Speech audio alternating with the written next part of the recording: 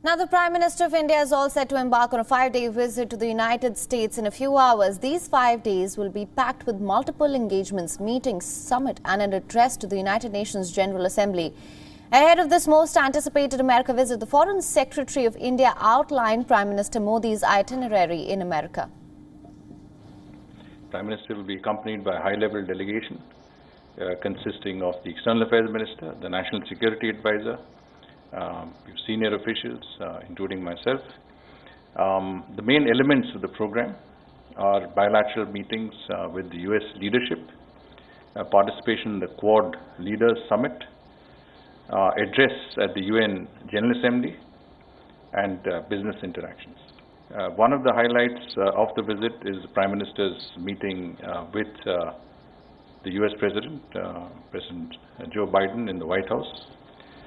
You are undoubtedly aware that this would be the Prime Minister's first in-person meeting with President Biden. I think it is important to make it clear that the Prime Minister has met President Biden in his earlier capacity as Vice President, but this is the first in-person meeting as President of the United States of America. Ahead of the upcoming Quad Leaders Summit at the White House, there are rising concerns over the newly established security partnership among three democratic alliances. AUKUS, a new trilateral security partnership between Australia, United Kingdom and America. However, this new alliance has created a stir right after its foundation. It sparked a regional arms race and raised tensions between Australia, France and America. This has also led to doubts about the nature and relevance and functioning of the Quad. Ahead of Prime Minister Modi's US visit, Foreign Secretary of India Harshvardhan Shringla has clarified the differences between the two groups in a press conference. The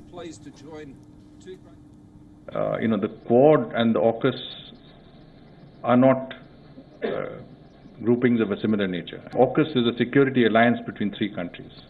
We are not party to this alliance. From our perspective, this is neither relevant to the Quad, nor will it have any impact on its functioning. And for more on this, we're now being joined by our principal diplomatic correspondent, Siddhant Sibal, who's tracking all the latest developments in Washington, D.C. Siddhant, thank you for joining us. What are some of the key issues that India will highlight at the world stage? Well, when it comes to the visit and, of course, the speech of the Indian Prime Minister Narendra Modi and the United Nations General Assembly, the speech, of course, will be focusing on UN reforms, on climate change, on COVID crisis. There will be references to Afghanistan. In fact, this is the fourth such address by the Indian Prime Minister Narendra Modi since 2014. The last was just last year. He addressed the UNGA virtually, and a substantial portion of that speech was considerably on the entire UNSC reforms, that is United Nations Security Council reforms, something that India has been talking at various forums, that India needs to be represented at the body at a time where we know that the world is changing very fast, and there should be a reflection of the current geopolitical realities of emergence of new powers, especially middle powers.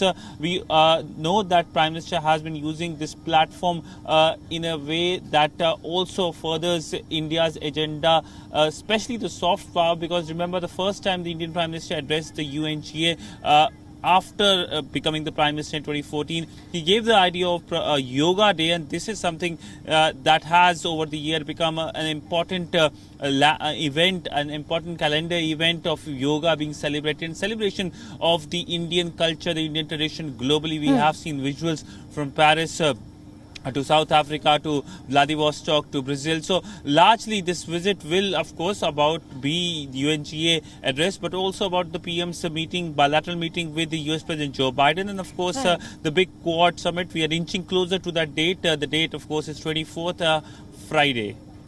Right, Siddhant. Also, despite all the clarifications, there has been a lot of doubts over the AUKUS alliance. Now, what sort of a bearing do you think this will have on the Quad, even though there has been a clarification that this is not relevant to the Quad and is in fact a different grouping in itself?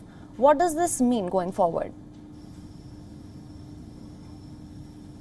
Well, when it comes to AUKUS, yes, Foreign Secretary has clarified, and it is true in a sense, because at the end of the day, Australia is a Quad member country. The fact that Australia's capabilities, military capabilities are improved, that of course is beneficial for the larger Quad member countries. So it is basically strengthening of the grouping, the Quad grouping through the strengthening of one of its member countries, key member countries.